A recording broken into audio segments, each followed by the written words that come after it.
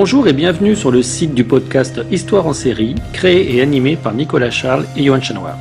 Au programme, une analyse des séries d'hier, d'aujourd'hui et de demain par des spécialistes des questions mobilisées par nos shows préférés.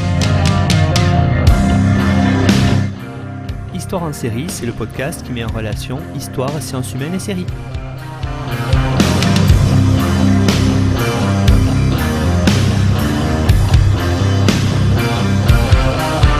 Bonjour à tous, bienvenue dans Histoire en série où je reçois aujourd'hui Stéphane Rollet. Bonjour Stéphane. Bonjour Nicolas. Alors Stéphane, nous allons évoquer ensemble aujourd'hui dans cette émission le spécial livre en série, un ouvrage qui s'appelle The Young Pope, le tiare, la tiare et l'image, qui est paru aux presses universitaires François Rabelais. Avant de commencer, je vais vous présenter. Donc vous êtes maître de conférence en lettres anciennes à l'université de Paris 8 et vous êtes un des co-directeurs de l'excellente collection aux presses universitaires François Rabelais, la collection Serial dont on a déjà parlé dans le livre en série avec l'ouvrage notamment de Frédéric Gay sur X-Files et puis sur la sérialité de Ariane Hudley. Alors aujourd'hui, Stéphane, avant de parler de The Young Pope, est-ce que peut-être vous pourriez présenter un peu plus en détail aux auditeurs qu'est-ce qu'on peut trouver dans cette collection et puis peut-être quel est le but de cette collection aux presses universitaires, donc de Tours, François Rabelais. En fait, la collection se propose d'investiguer en fait la question de la sérialité, pas simplement dans le domaine des séries télévisées, mais dans tout ce que les arts, je dirais, peuvent apporter, présenter de sériel. Pour l'instant, il est vrai que c'est surtout, ce sont essentiellement les séries télévisées qui ont constitué le fond de notre catalogue, mais dès l'abord, c'était le sériel véritablement qui nous intéressait, dans la mesure où en fait on le trouve en fait en particulier dans les arts depuis, je dirais, l'Antiquité quasiment la plus ancienne jusqu'à nos jours. On peut penser aussi bien aux séries de sarcophages à sujet mythologique de l'époque gréco-romaine. On peut penser des choses complètement différentes aux meules de Monet ou à ses cathédrales. On peut penser aux sérigraphies de Warhol, et donc aux séries télévisées, bien évidemment. Toutes ces œuvres, toutes ces séries, justement, ont en commun cette caractéristique, le sériel, sur laquelle il convient sans aucun doute de s'interroger, vu la place qu'elle a prise dans, je dirais, la vie des idées, la vie des œuvres, la création aujourd'hui. Voilà. Alors, je vous interroge aujourd'hui sur un ouvrage, The Young Pope, je rappelle le titre, La tiare et l'image, qui n'est pas un ouvrage de vous. Alors, la situation, vous êtes vraiment très sympathique de venir à notre micro en parler, parce que la situation est particulière. En effet, l'ouvrage est de Cyril Gerbron, mais malheureusement, l'auteur ne peut être parmi nous aujourd'hui, puisque, en effet, il est décédé. Donc, c'est vous qui nous relevez peut-être ce défi, je ne sais pas comment le dire, en tout cas, qui avez la gentillesse de venir présenter cet ouvrage pour nous. Oui, malheureusement, c'est un livre qui est orphelin de son auteur. Et j'eusse préféré ne pas avoir à venir auprès de vous, quelque sympathique que soit l'invitation, mais que nous écoutions plutôt Cyril Gerbron, parce que c'était vraiment quelqu'un de tout à fait remarquable, qui promettait énormément. Il y avait déjà beaucoup donné, d'écrits tout à fait passionnants sur l'histoire de l'art de la Renaissance. Et malheureusement, donc, il nous a quittés il y a maintenant 2 ans. Et nous avions souhaité au PUFRE, puisque c'est un manuscrit que nous avons eu nous avons eu 1 an et demi avant, je dirais. Une amie commune donc de Cyril Gerbron et de moi-même m'avait contacté, et j'avais tout de suite été emballé, moi, Samuel Le Turc, donc le directeur des PUFRE également. Le sujet, donc The Young Pope, était tout à fait exceptionnel. Il n'y a pas beaucoup de séries qui sont sur l'Église ou sur le fait religieux. On se souvient d'Ainsi soit-il, mais c'est quand même très très différent. Et le manuscrit étant aux 3/4 achevé, donc j'avais pris contact avec Cyril Gerbron, nous avions discuté et le manuscrit avait été terminé pas très longtemps après et mis dans la chaîne de production des PUFRE. Il était actuellement, il finissait, je crois, un séjour à la Villa Médicis. Et donc, il y a eu d'ailleurs une aide tout à fait généreuse de la Villa. Bref, tout allait bien et nous avons appris donc en septembre 2019 donc il était décédé. Et nous avons voulu faire paraître son livre en hommage, en fait, en quelque sorte, un an après son décès. Malheureusement, vous savez ce qui est arrivé entre-temps, nous avons le Covid, et tout a été bouleversé dans la chaîne du livre, ce qui fait que la parution a été remise à maintenant. Voilà. Alors peut-être pour commencer, vous avez commencé à le faire à travers cette présentation, allez peut-être un peu plus loin sur ce que faisait Cyril Gerbron, notamment sa spécialité. Vous avez commencé à évoquer cette histoire de l'art parce qu'on va voir que cette formation-là était très importante dans cette écriture du livre, où il y a une vraie dimension d'histoire de l'art. Oui, parce qu'en fait, ce qui frappe dans The Young Pope, même, je dirais, le regardeur, le spectateur, je dirais, qui n'a pas forcément une habitude très, très, très longue des œuvres d'art du passé, c'est qu'il y en a beaucoup.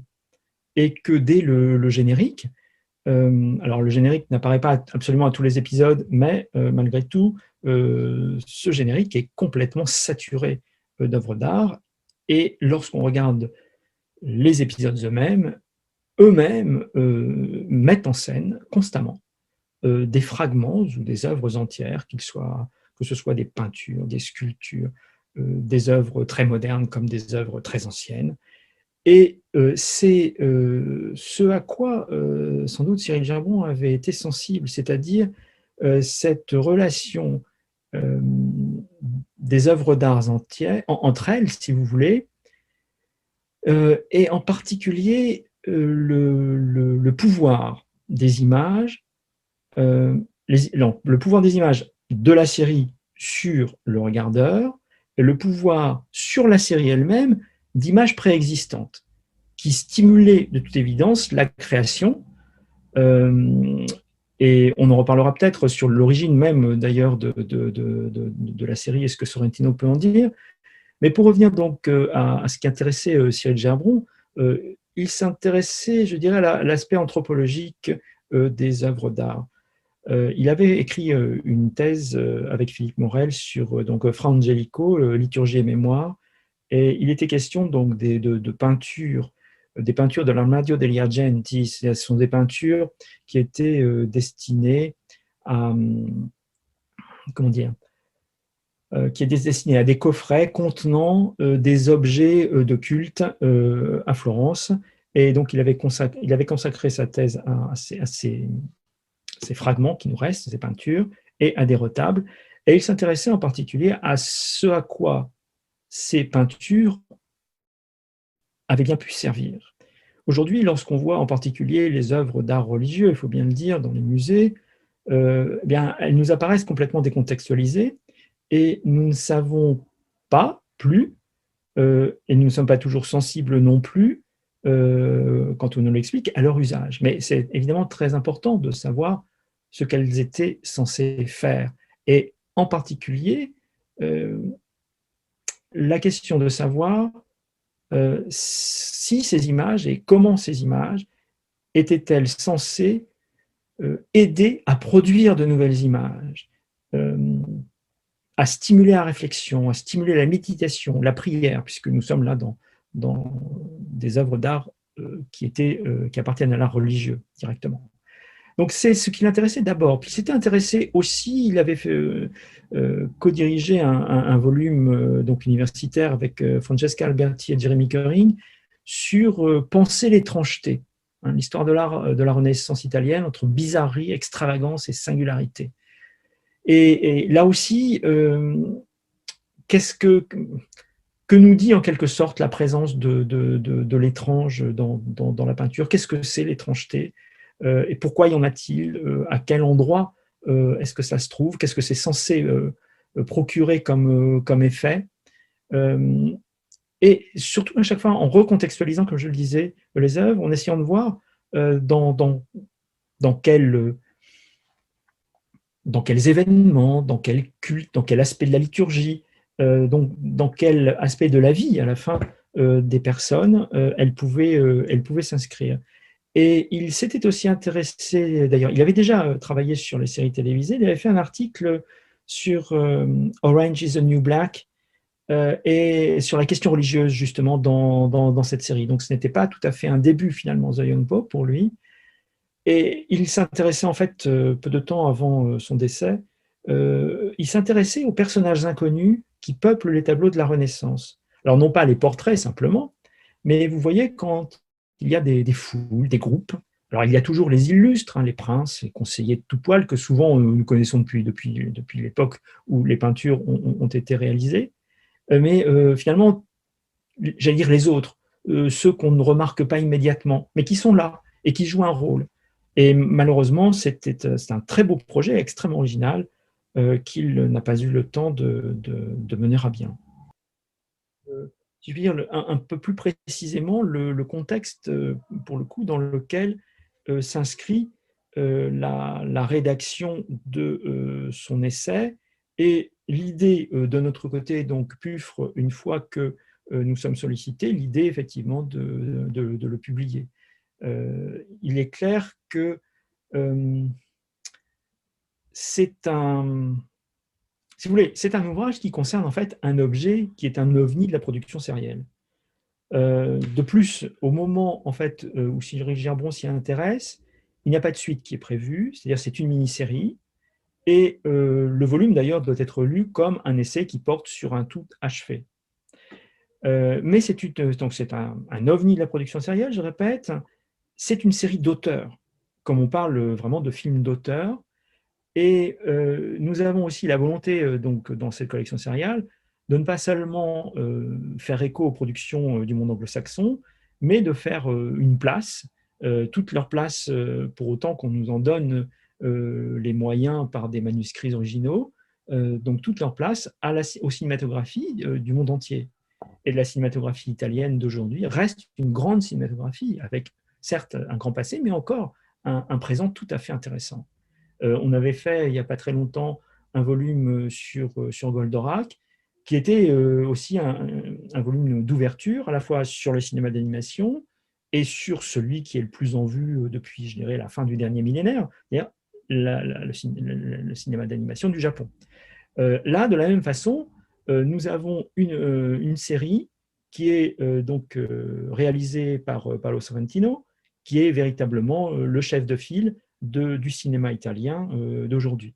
Donc vraiment, pour le coup, c'était un essai qui avait tout à fait sa place dans notre collection.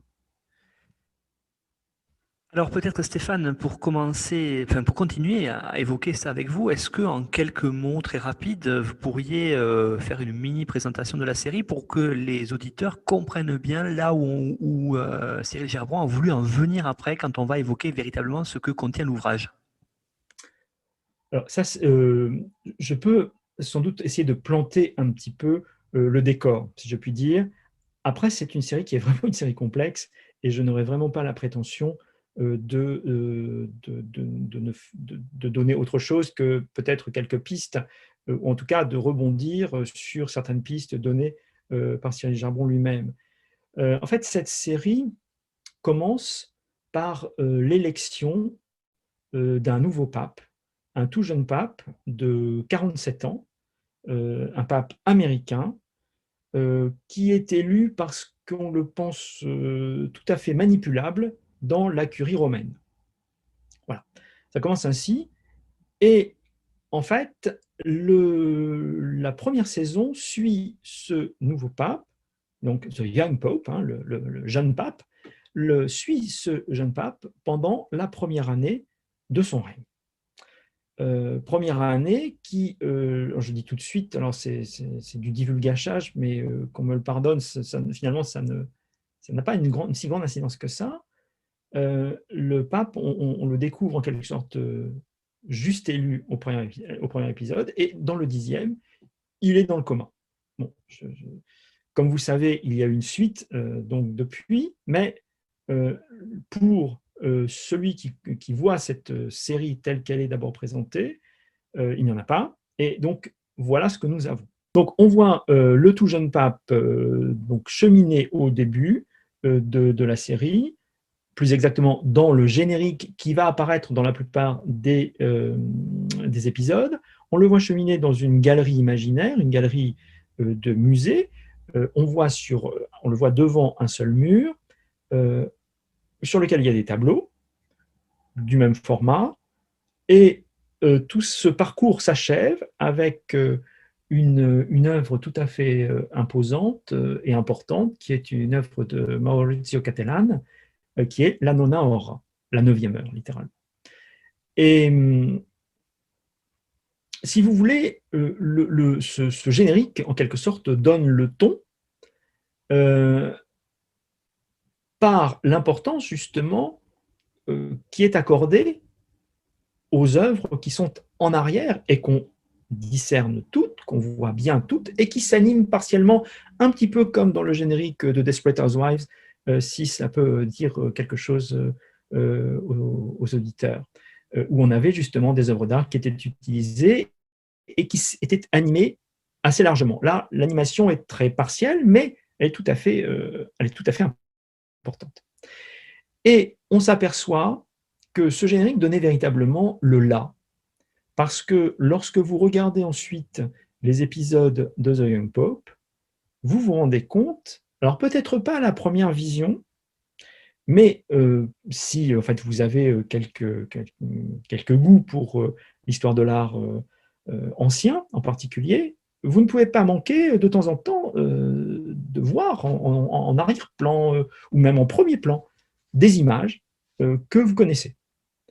Et si vous revoyez la série, c'est bien pire, c'est-à-dire que vous vous rendez compte que littéralement, il y a une saturation, j'exagère à peine, de la série en images empruntées à l'histoire de l'art, je dirais quasiment de tous les temps, et essentiellement occidentale, l'histoire de l'art occidentale, mais de tous les temps. Et c'est cela à quoi Cyril Gerbron avait été sensible, et il s'est justement demandé, en quelque sorte, comment cela fonctionnait. C'est-à-dire, quelle était l'utilisation que la série faisait de ces images, mais aussi quelle était, d'une certaine manière, l'inspiration pour la série de ces images. Et il y avait une espèce de double dimension, si vous voulez, de l'étude sur ce sujet. Voilà. Très intéressant, Stéphane, ce que vous évoquez à cet instant avec nous, parce que sur les images, il y a quelque chose de moi je trouve très important qui dit dans la présentation que vous faites au PEFR justement de cet ouvrage-là. Ces œuvres jouent un rôle important dans l'effet de vraisemblance que recherche la série, puisque les édifices et les jardins du Vatican sont effectivement remplis d'images. Je pense que par rapport à ce que vous venez de nous dire, le ton est tout de suite donné dans l'idée que cette série-là, vous le dites au départ, qui est conçue effectivement comme une mini-série, et donc il faut prendre l'ouvrage en tant que tel, mais on voit bien qu'il y a de la part de là-dessus, de Sorrentino, une vraie idée de faire plus qu'une série quelque part, et le travail de véritablement autour des images qui servent à la fois de décor, mais pas seulement, c'est très important et majeur, comme le montre Cyril Gerbron. Oui, je crois aussi que, comment dire, l'image est génératrice, l'image n'est pas simplement générée. C'est-à-dire que, évidemment, nous voyons les images de la série, mais en même temps, et c'est en partie ce que décrypte ce travail, c'est comment des images antérieures ont pu, en quelque sorte, servir de source, mais pas de source au sens où on cite, où on rend hommage simplement, mais vraiment de sources qui sont de sources créatrices en quelque sorte. Et c'est donc, oui, un aspect, là pour le coup, tout à fait passionnant de cette étude. Je reviendrai sur une chose qui était en fait la manière qui est assez emblématique en fait de l'ensemble. Sorrentino lui-même explique que l'idée de la série lui est venue à partir d'une vision, et il ne dit pas d'une image, mais d'une vision, et de la vision d'une image. Cette image n'existe pas, mais la vision, c'est autre chose en quelque sorte, hein. C'est de l'ordre du fantasme, du rêve. Et cette image, c'était celle de Jean-Paul II, tout en blanc, skiant entre des croix noires. Alors, l'image n'existe absolument pas, encore une fois, mais elle a été suscitée par plusieurs images, qui, elles, existent bien, de ce pape très sportif, en tout cas quand il commence son pontificat, dans les années 80. Et on voit bien comment, en fait, des images préexistantes, à savoir ces photos, suscitent en Sorrentino cette image d'un Jean-Paul II tout en blanc qui a quelque part aussi existé, mais pas dans ce contexte-là, qui skie, effectivement, Jean-Paul II skiait, pas de croix, certes, dans un slalom, mais en revanche, les barrières habituelles, certes, peuvent avoir existé sur certaines photos donc de Jean-Paul II. Et on voit bien que, si vous voulez, c'est pas simplement une citation d'image, mais c'est bien une espèce de travail mental qui s'effectue chez lui, travail de réarrangement et de resémantisation en même temps de l'image. Alors, en même temps, le volume de Cyril Gerbron ne se veut pas exhaustif.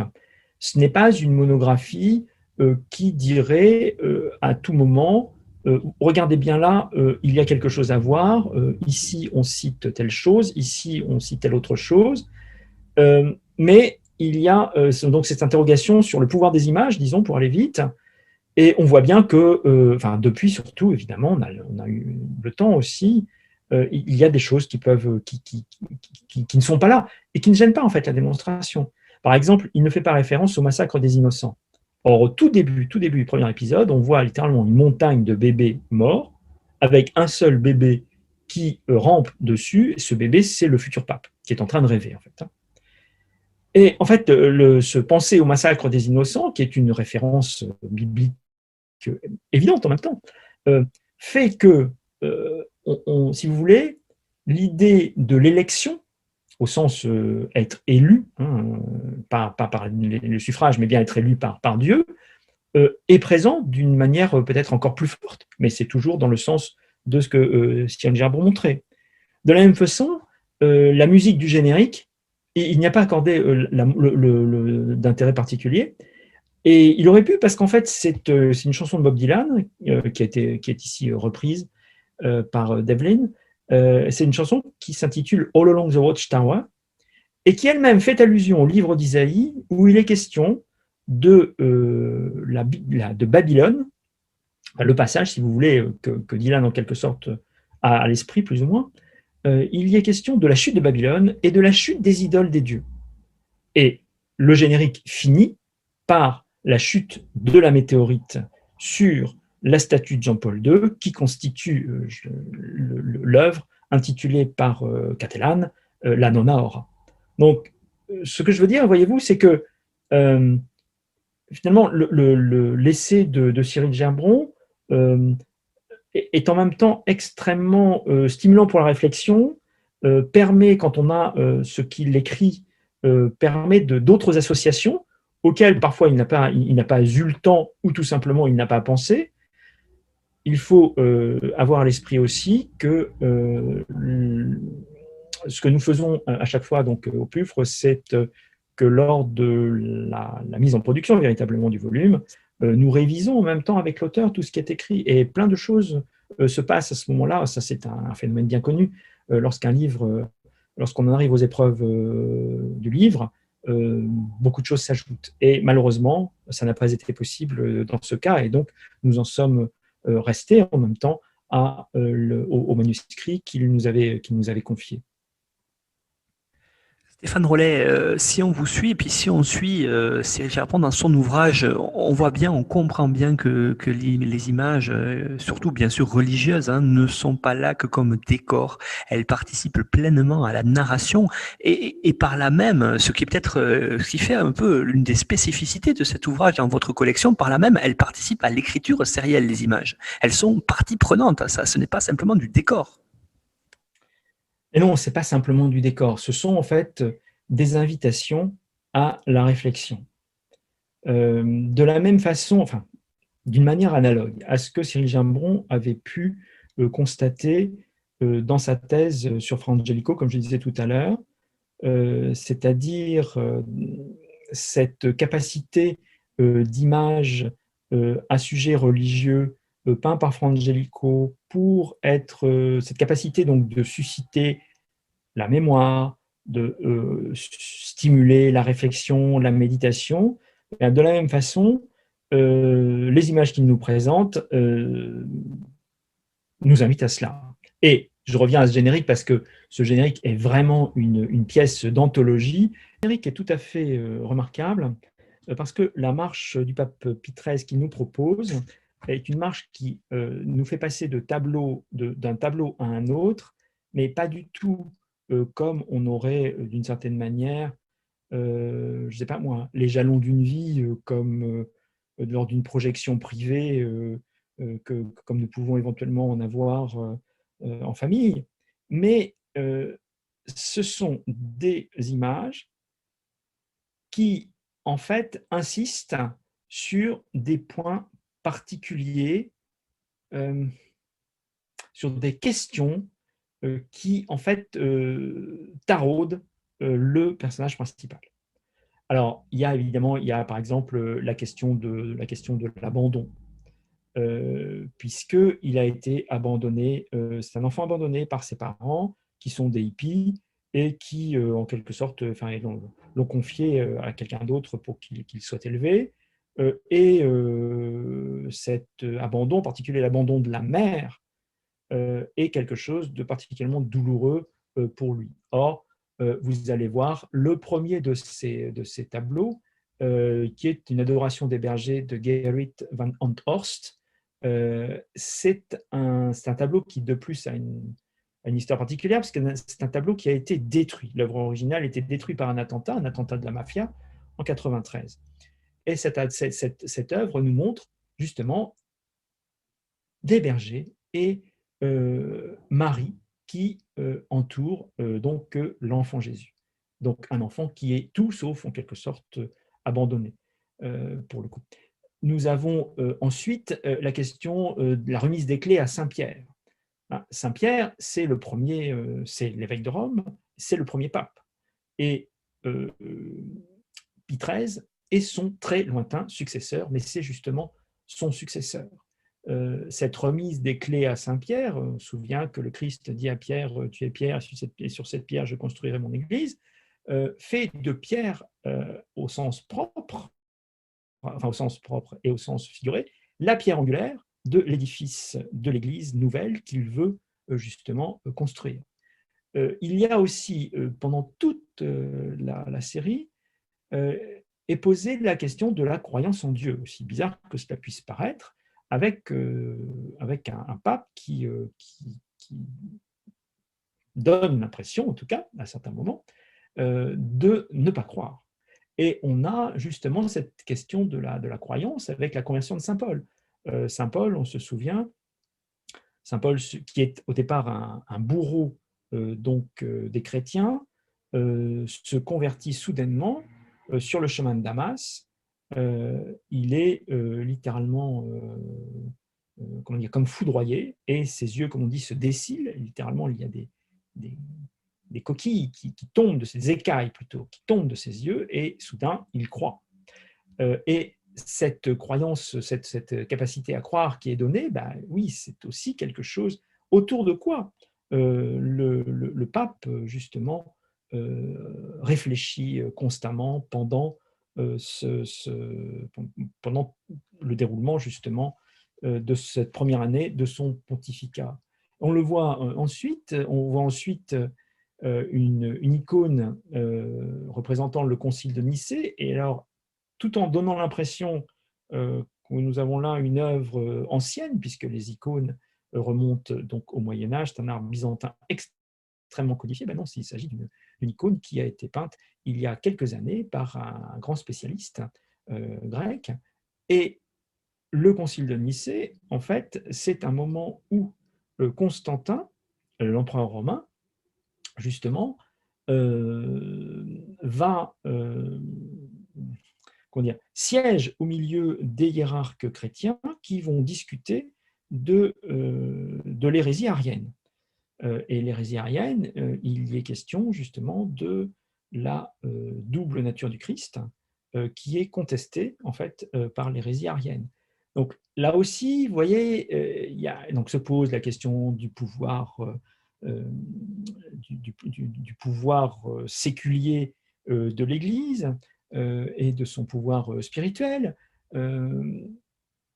Ensuite, je vois en fait le tableau de Hayez, je me souviens le tableau de Hayez où il est question de Pierre l'Ermite qui prêche la croisade.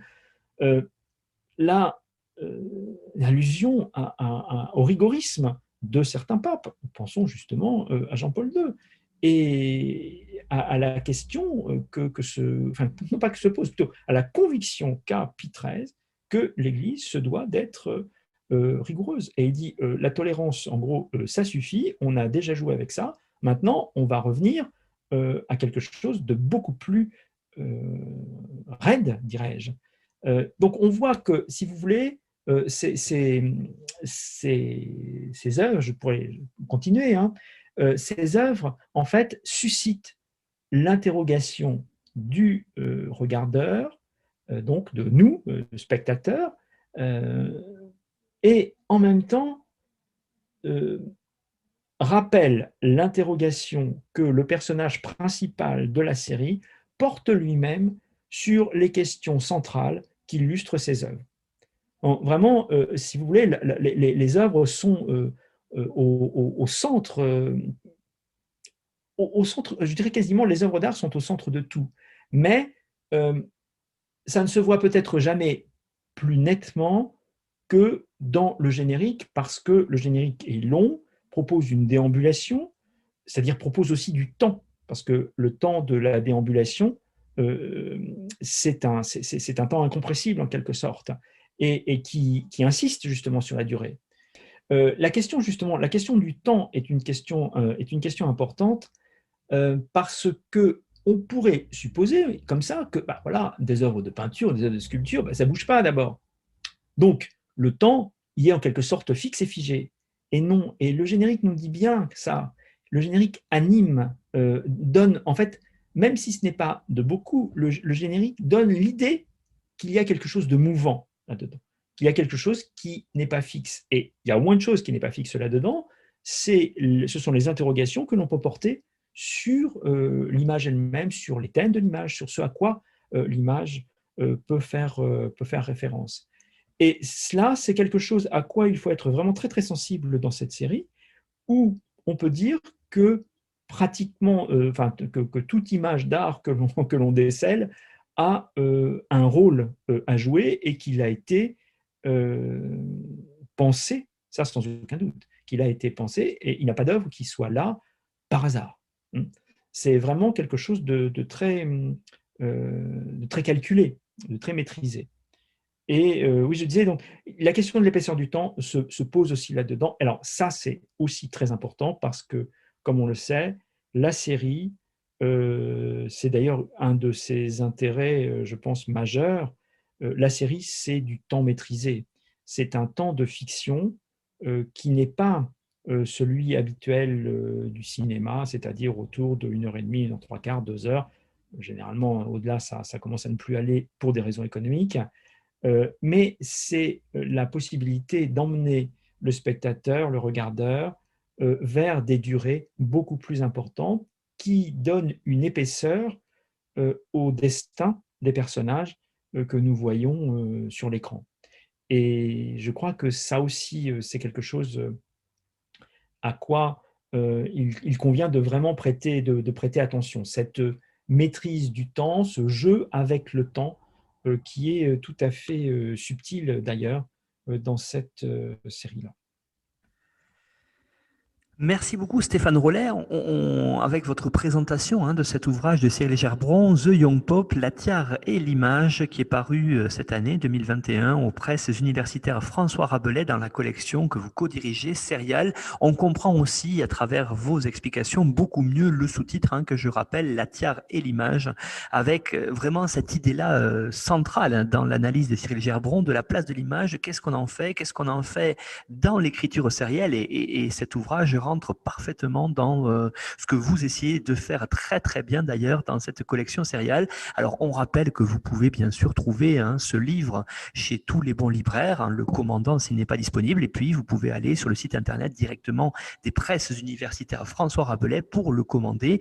Voilà, merci beaucoup en tout cas Stéphane Rollet pour vous être prêté à ce jeu. Je ne sais que ce n'était pas du tout facile pour vous qui n'êtes pas l'auteur de l'ouvrage, mais je pense que vous avez parfaitement su transcrire ce que Cyril Gerbron a voulu percevoir, en tout cas nous faire percevoir à travers cet ouvrage.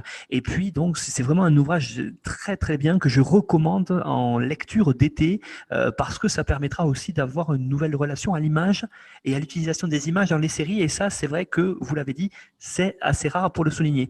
À bientôt peut-être Stéphane pour ce coup-ci une présentation d'une série dans Histoire en série. Merci pour votre invitation.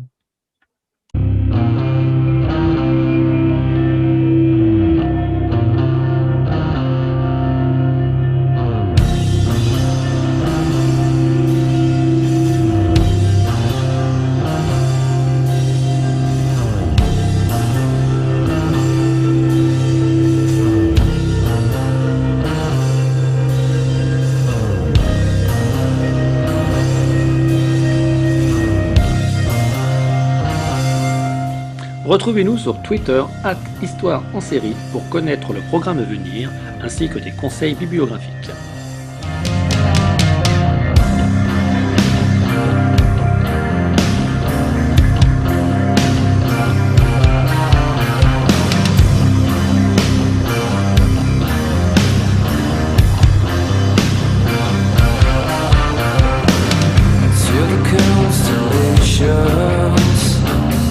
Travel launches to clear.